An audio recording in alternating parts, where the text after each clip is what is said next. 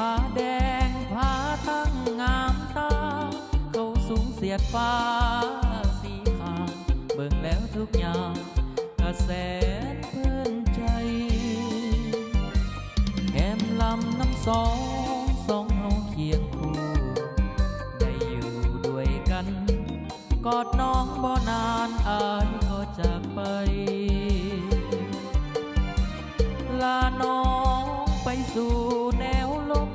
เพื่อลบศัตรูแดนไกลให้สมเป็นสายสาเสือคนลาบ่ดนปานใดอายจะกลับคืนมาไปแล้วบ่แม่นนี้นะ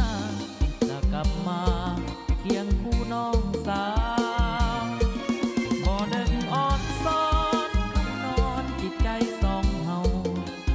แม่นอายอยู่ไกลน้องสาวสาวเจ้าเสียใจเถิดนะ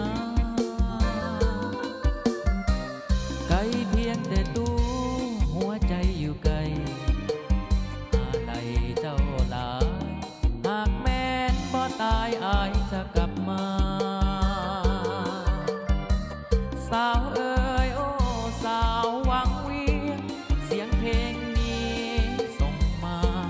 อายจะกลับมาหากน้องบ่ลืม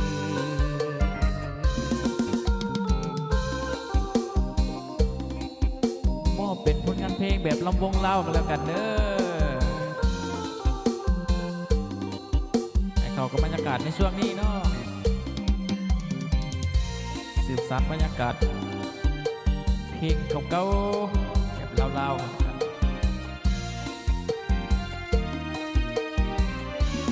บ่ดนปานใด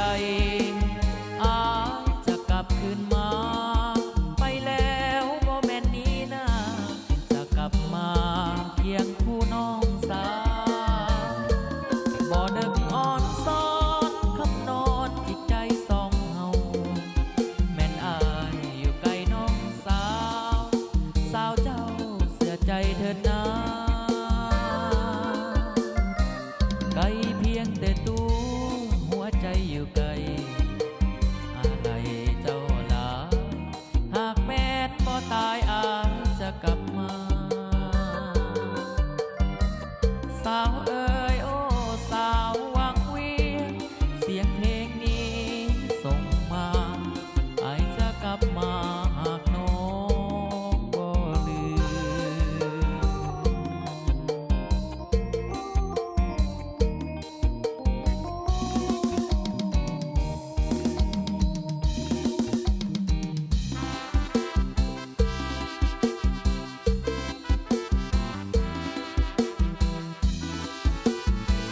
ไปต่อเด้อ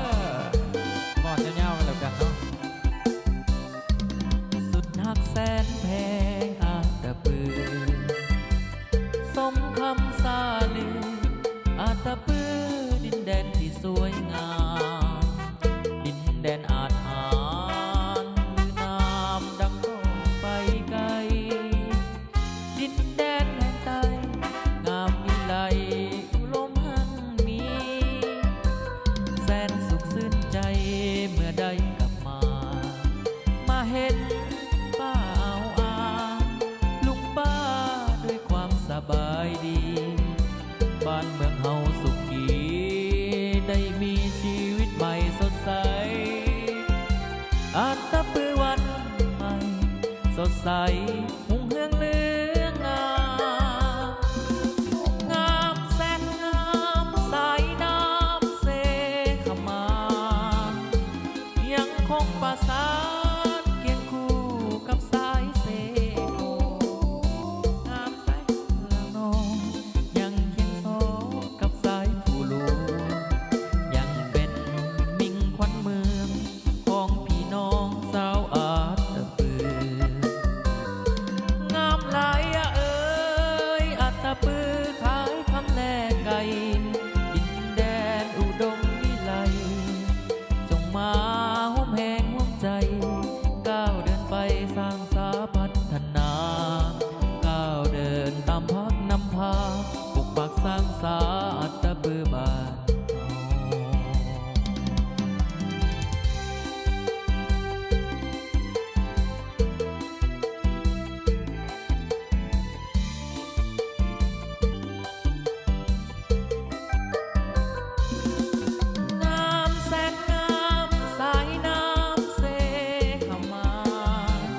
ยังคงประสานเคียงคู่กับสายเสกอยังเคียงสองกับสายผู้หลวงยังเป็นมินนิ่งขวัญเมืองของพี่น้องสาวอาตะปืองามหลายอะเอ้ยอาตะปือขายคำแลไก่ดินแดนอุดมวิไลจงมาห้อมแหงห่วมใจ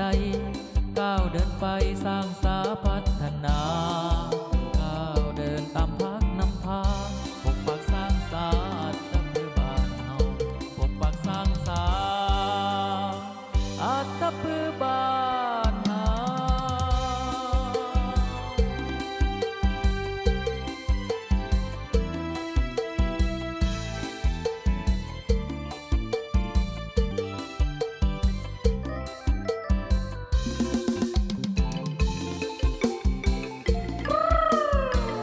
เฮ้ย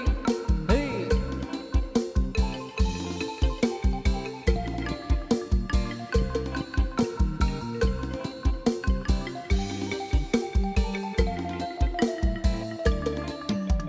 เมื่อฤดูกา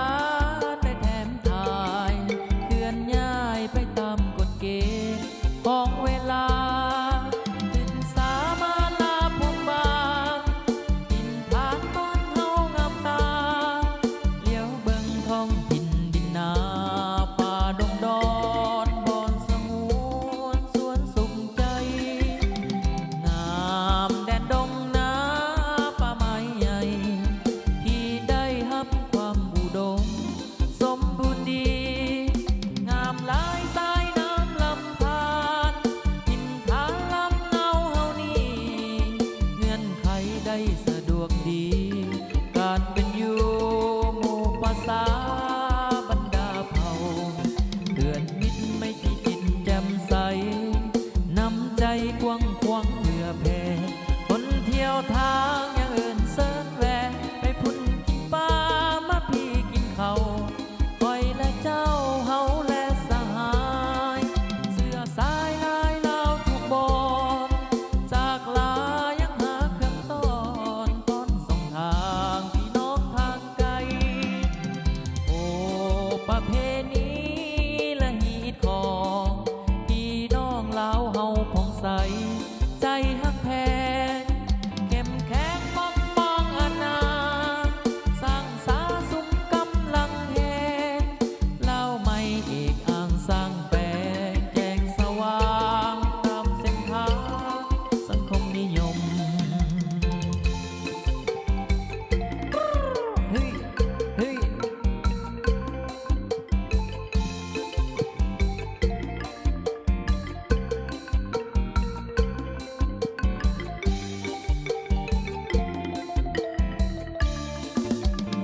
เมื่อฤดูกาลได้แถมทายเคลื่อนย้ายไปตามกฎเกณฑ์ของเวลาดินสามาลาพนบาง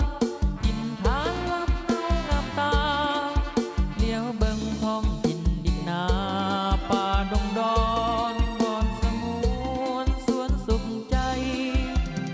งามแดนดงนาป่าไม้ใหญ่ที่ได้รับความอุดมสมบูรณ์ดี